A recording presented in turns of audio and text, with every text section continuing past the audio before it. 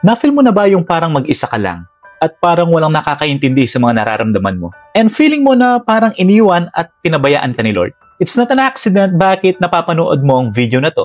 Welcome to GRC Diaries at sa channel na to ating pag-usapan ang topic related about God, relationship, and career.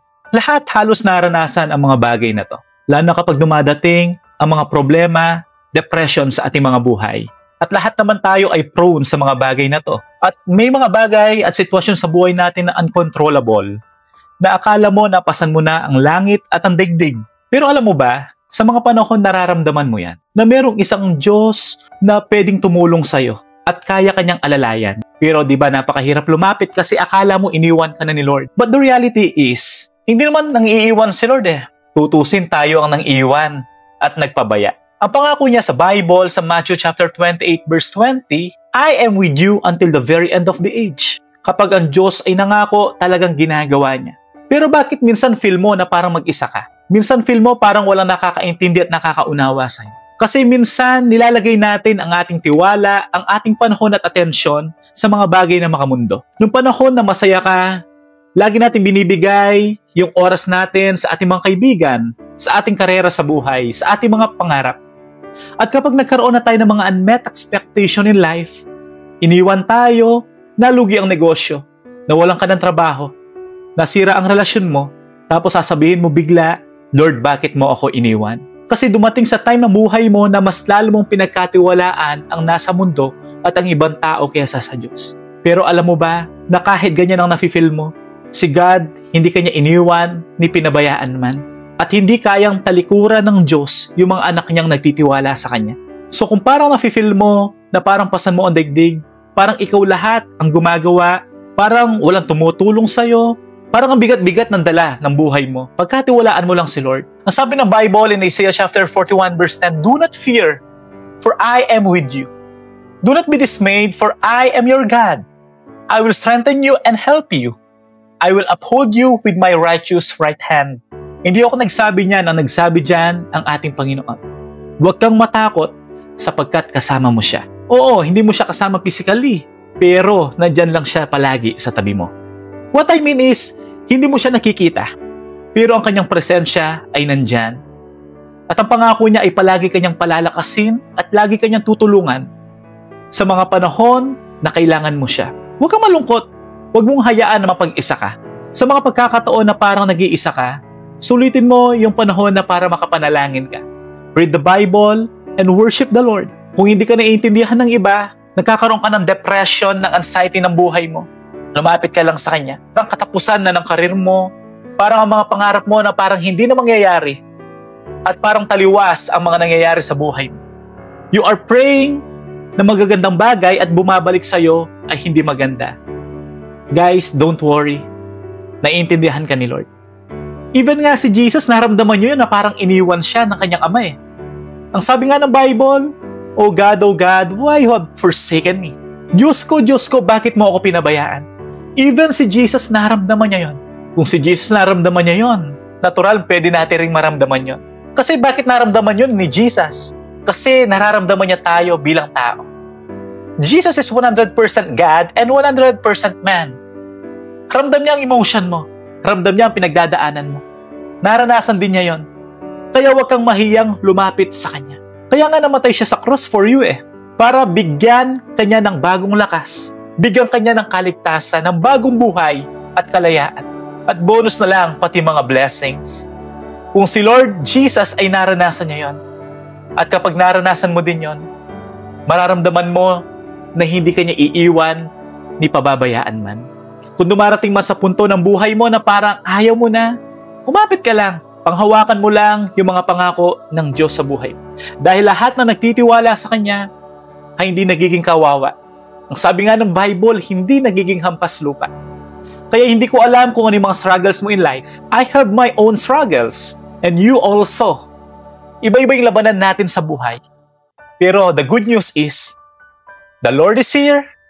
Sabi ng 1 Corinthians chapter 10 verse 13, wala pang pagsubok na dumating sa inyo na hindi naranasan ng lahat ng tao. See?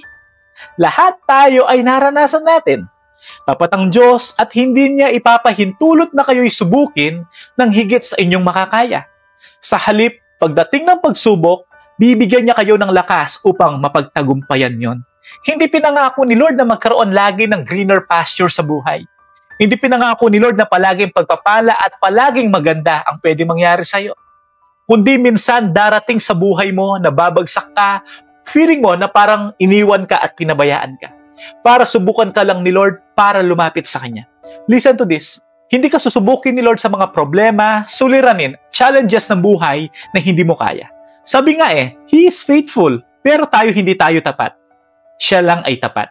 Kaya sa mga panahon na parang nawawala ka na sa sarili mo, hindi mo alam kung sino ang lalapitan mo. Minsan nga, kahit nga kaibigan mo, nasasaktan ka. Mga magulang mo, kapatid mo, yung mga taong nakapaligid sa'yo. Pero merong isang Diyos na kailanman hindi kanya iniwan, pinabayaan, at lalong hindi kanya tinalikuran. Walang iba, kundi ang ating Panginoong Yesus. Lumapit ka lang kapatid, huwag kang mag-isolate. So sa panahon ng isolation mo o pag-iisa, manalangin ka. Sulitin mo yung time with the Lord. Talk with the Lord. Sabihin mo sa Kanya, Lord, I need you. Lord, thank you for your presence. Naramdam ko na kasama kita. Sa mga panahon na iniwan kita, nasisisi kita. Kasi prone tayo doon Kapag dumarating sa punto ng buhay natin na may mga pagsubok at problema tayo, lagi natin sinisisi ang Diyos. Pero kapatid, walang kasalanan ng Diyos. Tayo ang may kasalanan, bakit tayo napapagod? Kaya parang iniwan tayo, parang hopeless tayo. Ang mundo ay nagbibigay ng stress, pero si God ay nagbibigay ng rest. Rest in God's presence.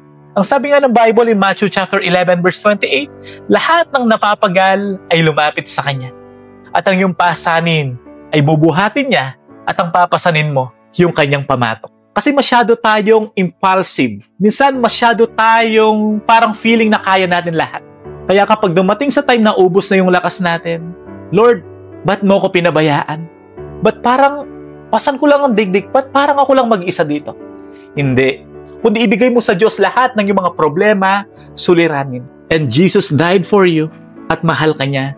Pero lang akong gustong iwan sa mga panahon na may mga problema kang pinagdadaanan. Sa mga panahon na parang feeling alone ka, feeling lonely. Number 1, cast all your anxiety to Him. I-cast mo. What do you mean cast? Ibigay mo, itapon mo. Ibigay mo kay God. At kapag binigay mo sa Kanya, mararamdaman mo yung kalakasan. You feel refreshed like an eagle. Kaya kapag yung mga nagtitiwala sa Kanya, yung Kanyang lakas ay nagpapanibagong sigla. And number 2, come to the Lord. Come to God. Lumapit tayo sa Kanya. Huwag kang mahiya na lumapit sa Kanya. He will not condemn you. Hindi niya sasabihin sa iyo na ikaw kasi, lumayo ka Ikaw kasi, nagpakasasa ka Hindi, si Lord laging open door para tanggapin ka. Para bigyan ka niya ng lakas. Para bigyan ka muli ng sigla. Kaya guys, sa mga panahon nararamdaman mo to, huwag kang mag-atubili na lumapit kay God. Minsan nga yung best friend mo kapag nagkatampuhan kayo Minsan ilang years na hindi kayo nag-uusap, di ba? At nahihiya ka. At minsan ang taas-taas ng pride. Alam mo si God, hindi siya gano'n. Mahal ka niya at hinihintay ka niyang bumalik sa Kanya. Cast and come to God. At kapag naramdaman mo yon, at kapag bumalik ka sa Kanya, hindi mo na ulit mararamdaman na parang iniwan ka at pinabayaan ka ni God. I just want to pray for you. Lord, sa lahat na nakakarinig ng mensahe na to, Lord, we pray for your presence. Nakakaramdam ng kalungkutan, ng anxiety and depression. Parang hopeless na, dreamless na. Pinanghahawakan po namin ang iyong mga salita. Na lahat ng mga nagtitiwala sa inyo ay hindi po ninyo binibigo. Yung po nakakarinig po nito at nakakapanood ng video na to, Lord, thank you sa buhay po ng aking kapatid na to. Thank you for your promise na kailanman you will never leave us nor forsake us. Thank you, Lord. In Jesus' name we pray. Amen.